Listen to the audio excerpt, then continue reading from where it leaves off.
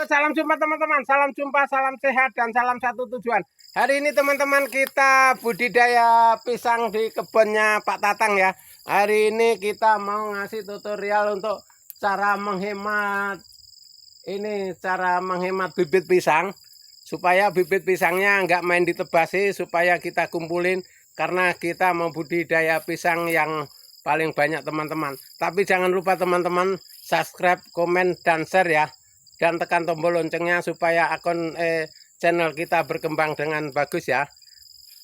Oke teman-teman, setelah itu kita kembali ke pembahasannya. Nah ini teman-teman, untuk pisang yang sebegini banyaknya anaknya. Nah ini teman-teman, ini yang perlu kita ketahui teman-teman, anaknya ini mau kita pindahi ya. Nah supaya kayak ini ya, kayak yang ini. Nah, barisan kecil-kecil ini itu awalnya ini sudah mau ditebasi, tak larang teman-teman, supaya nanti kita bisa ngambil yang anak-anaknya begini. Nah ini yang kecil-kecil ini bisa kita pindahkan lagi, karena menghemat sekarang ini bibit pisang ya sudah mahal teman-teman. Bibit pisang untuk di Kalimantan Timur ini sudah bibitnya aja udah 2.500 per pohon teman-teman ya. Jadi kalau kita mau budidaya pisang yang enggak lebar, kalau dekat tetangga bisa minta tetangganya bisa ya, karena tetangga biasanya kalau temannya mau nanam pasti dikasih teman-teman ya, kalau tanaman lebar ya. Tapi kalau tanamannya dia cuman 5 batang 6 batang mungkin disayang karena mau dipindahkan sendiri. Jadi teman-teman, teman tani semua yang khususnya mau budidaya pisang seperti ini, sebelum kita bikin lahannya teman-teman, kita bikin lahan, lubang, habis itu baru bibit ya. Setelah bibitnya ngumpul nanti kasih pupuk dolmet sama TSP, habis itu baru ditanam ya. Congkel dulu, didinginkan, terus ditanam teman-teman. Jadi kita di pertanian pisang ini teman-teman, banyak orang yang nggak mau karena dia lambat panennya itu ya, lambat panennya. Kalau harga dari dulu stabil teman-teman ya, kalau harga rata-rata satu sisirnya masih 5.000 6.000 harga di Kalimantan Timur ini dari petani teman-teman ya, belum dari tengkulak ya. Makanya teman-teman yang punya lahan kosong, mari kita sharing nanam pisang ya. Lebar sempit nggak masalah teman-teman. Kalau sempit kita bisa tanam keliling atau bisa tanam berapa baris. Nah sebelum punya lahan lebar teman-teman, kalau nanam sedikit itu kita untuk bibit dulu teman-teman ya. Untuk bibit nanti kita sebelum bisa beli tanah, kita bisa numpang-numpang teman-teman. Kalau di Kalimantan ini lebih mudah cari tanah ya teman-teman. Cari tanah, cari duit itu mudah. Mudahnya apa? Kalau kita cari tanah, nggak punya tanah, asal punya tenaga, kita bisa numpang teman-teman. Karena punya orang asli Kalimantan, ini kalau misalkan Pak, kita numpang kebun sampean bisa, yang hutan itu. Kita nanam sayur, nanam apa-apa. Oh ya silahkan Pak D kan gitu.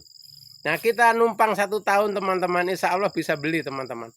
Saya dulu nggak sempat 1 tahun, saya 2 kali nanam cabai bisa beli tanah dulu teman-teman ya. Karena saya awalnya di Kalimantan ini petani cabai teman-teman. Awalnya kita nanam itu 1.000 batang, 1.000 batang berhasil, nanam lagi 5.000 batang, harganya turun 10.000. Nah habis itu kita nggak kapok teman-teman, terus nanam terus. Begitu yang nanam kira-kira 5.000 batang kena harga 60 teman-teman. Alhamdulillah kita bisa beli tanah dan bisa berkembang sampai sekarang ini teman-teman. Jadi saya sarankan untuk teman-teman merantau yang dari Jawa atau yang sudah di sini lama, yang nggak punya kerjaan di pemerintahan maupun di perusahaan, mari kita bertani ya. Kita bertani semampu kita ya, karena kemampuan kita ini nggak sama teman-teman. Kalau saya walaupun tua nggak punya modal, modal saya nekat ya. Modal saya setiap hari konsisten di kebun. Hitungannya begini teman-teman. Kalau saya nyangkol dalam 1 hari dapat 5 meter, kalau 10 hari berarti saya sudah 50 meter. Itu misalkan kita bikin bedengan atau bikin lubang ini pisang. 1 hari kita bisa bikin 10 lubang. Kalau 10 hari berarti kita udah 100 lubang teman-teman. Itu aja kuncinya. Nggak usah terlalu kita ngejar banyak ya. Kita pelan tapi pasti. Jangan kita terlalu ambisi, itu nggak boleh teman-teman. Kita sesuaikan sama kondisi, kekuatan kita, kemampuan kita, porsi kita. Nah itu, seperti halnya kita orang makan. Orang makan kita mampunya 1 piring, mau makan 3 piring kan meledak teman-teman ya. Itu aja kuncinya. Jadi kita kerjaan mau apapun kita sesuaikan sama kemampuan. Yang penting teman-teman, jangan lupa, jangan ragu-ragu. Kalau udah terjun ke tani, udah yakin aja. Nggak usah, wah nanti ada yang beli nggak ya. Kita nanam pisang banyak, betul orang itu di pedagang pisang banyak yang busuk. Nah itu teman-teman, kebanyakan bilang gitu. Tapi jangan salah paham teman-teman. Yang busuk di tengkulak itu teman-teman, salah yang jual. Yang jualnya terlalu tua ya, terlalu tua itu sudah ada yang mengkal, itu ditebang baru dijual ya. Nah, sebenarnya itu nggak boleh teman-teman, itu merugikan tengkulak ya. Karena di tempat tengkulak 1 hari udah masak teman-teman ya. Kalau masak udah bisa, nggak bisa bawa ke pabrik di sini. Maunya teman-teman asal tua itu ditebang. Jangan sampai nunggu udah kuning-kuning baru ditebang, jangan teman-teman. Kalau sudah kuning-kuning baru kalian tebang, itu kasihan yang beli teman-teman. Karena dimuat di mobil udah rusak, dimakan sendiri nggak habis, kan begitu. Jadi teman-teman saya sarankan, kalau mau jual pisang ke tengkulak, yang tua, jangan yang terlalu tua. Terlalu tua itu artinya yang sudah kuning atau udah mengkal.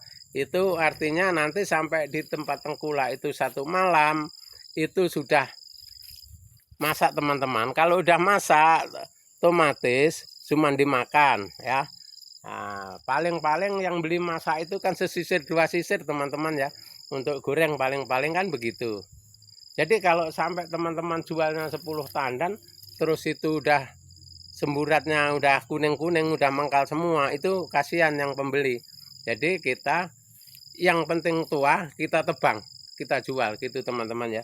Jangan sampai kita bebani yang tengkulak. Kalau tengkulak itu kita bebani, nanti nggak mau beli lagi sama kita gitu. Jadi teman-teman petani, kita saling menjaga ya.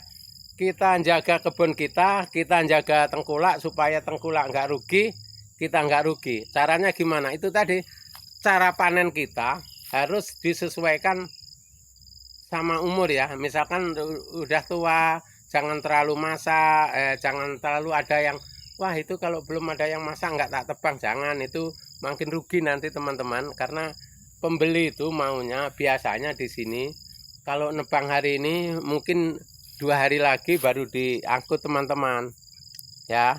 Belum nanti sampai Banjar sana sudah 1 hari ke sana ke Banjar, ke Balikpapan juga sudah setengah hari teman-teman. Jadi itu nanti rusak di mobil kalau kita terlalu tua dan terlalu masak.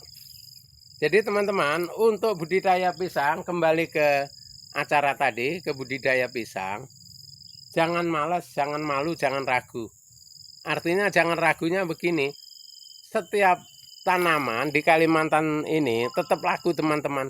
Bukan nggak dibeli orang, yang penting ada barangnya, insya Allah tetap kekurangan bahan teman-teman. Karena contohnya zaman saya datang sini, pisang nggak laku teman-teman. Sekarang ini tiap hari ada berapa mobil yang orang cari pisang, cari jagung. Nah dulu saya datang sini yang ada kedelai sama jagung aja. Sekarang kedelainya udah nggak ada, pindah jagung, pisang, tomat, cabai, terong ya. Nah terong yang andalan di sini teman-teman sama jagung.